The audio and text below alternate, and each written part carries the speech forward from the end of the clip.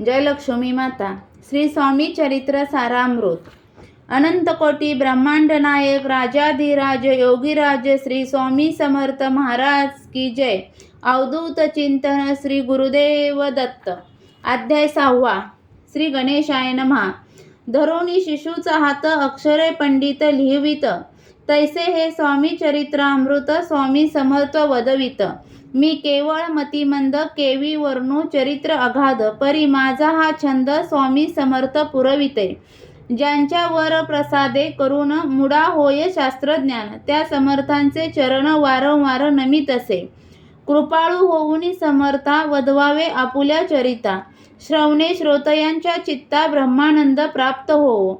सुरतरुची घेऊनी सुमने त्यांसीस अर्पावी प्रीतीने, झाला ग्रंथ स्वामी कृपेने त्यांच्याच पदी अर्पिजे। मागील अध्यायांच्या अंती 16 विनंती स्वामी प्रती, कृपा करोनी मजवरती बडोद्यासी चलावे। भाषण ऐसे ऐकुनी समर्थ बोलती हसोनी, मल्हार रावाचिया मनी आम्हा विषयी भाव नसे, म्हणून तयाच्या नगरात आम्हा जाणे नव्हे उचित। अक्कलकोट नगरात आम्हा राहणे आवडे, ऐसे ऐकून यवानी चोळाप्पा खिन्न झाला म्हणी। त्याने सत्वर येऊनी तात्या प्रती सांगितले, ऐसा यत्ने व्यर्थ केला तात्या म्हणी चिंतावला। आपण आलो ज्या कार्याला ते न जाय सिद्धीसी, परी पाहावा यत्न करोनी ऐसा विचार केला म्हणी। मग काय केले तात्यांनी अनुष्ठान आरंभले, ऐसे नाना उपाय केले परी ते सर्व व्यर्थ गेले। कार्य सिद्धीस न गेले, खिन्न झाले मुख तयांचे, भक्ती नाही अंतरी दांभिक साधना ते करी। तया ते स्वामी नरहरी प्रसन्न कैसे होतील, तयांनी माजवली ढोंगे आणि केली नाना सोंगे। भक्तिविन हटयोगे स्वामी कृपा न होय, मग तात्यांनी काय केले, सप्तहासी ब्राह्मण बैसवले गुरुचरित्र आरंभले। व्हावयासी स्वामी कृपा परी तयाच्या वाड्यात, कधी न गेले समर्थ तात्या झाला व्यग्रचित्त, काही उपाय सुचेना। मल्हारराव रूपाने पाठवले ज्या कार्यकारणे, ते आपल्या हातून होणे अशक्य ऐसे वाटते। आता जाऊनी बडोद्यास काय सांगावे राजयासी, आणि सकळ जनांसी तोंड कैसे दाखवावे। ऐशा उपाय करून न होती स्वामी प्रसन्न, आता एक युक्ती योजन न्यावे पळवून यतीसी। स्वामी केवळ ईश्वरमूर्ती, हे नेणे तो मंदमती, म्हणून योजले कपट युक्ती, परी ते सिद्धी ते न जाय। असो होणे एके दिवशी साधोनी योग्य समयासी, मेन्यात घालूनी स्वामींसी तात्या साहेब निघाले। कडपगावचा मार्ग धरिला, अर्धमार्गी मेना आला, अंतरसाक्षी समर्थाला गोष्ट वदिती झाली।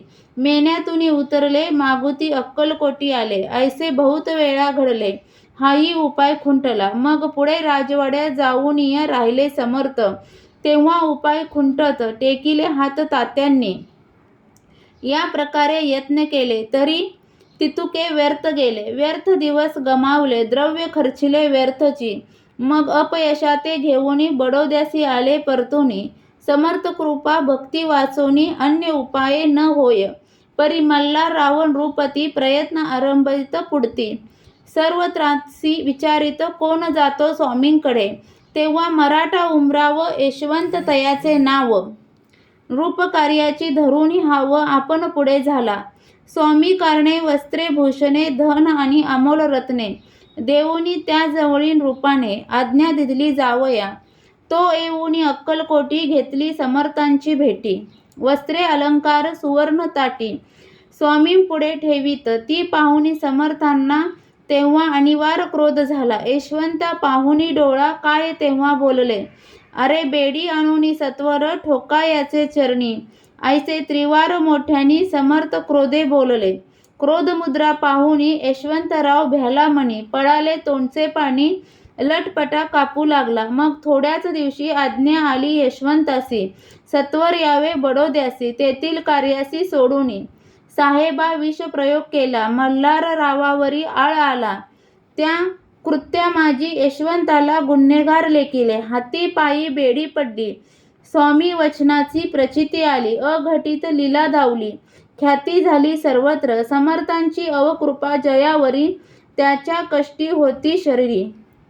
कृपा होय जयावरी, तया सर्वानंद प्राप्त होय। महासमर्था भक्त पालका अनादि सिद्धा जगन्नायका निशिदिनी शंकर सखा विष्णूचिया मनी वसे यती श्री स्वामी चरित्र सारामृत नाना प्रकार कथा समंत सदा भक्त परिसतो अध्याय 6 गोड हा श्री स्वामी समर्थ जय जय स्वामी समर्थ स्वामी चरित्र सारामृत यातील अध्याय तुम्हाला ऐकायला आवडत असतील तर चॅनलला सबस्क्राईब करा, व्हिडिओला लाईक आणि शेअर करा. व्हिडिओ पूर्ण ऐकल्याबद्दल धन्यवाद.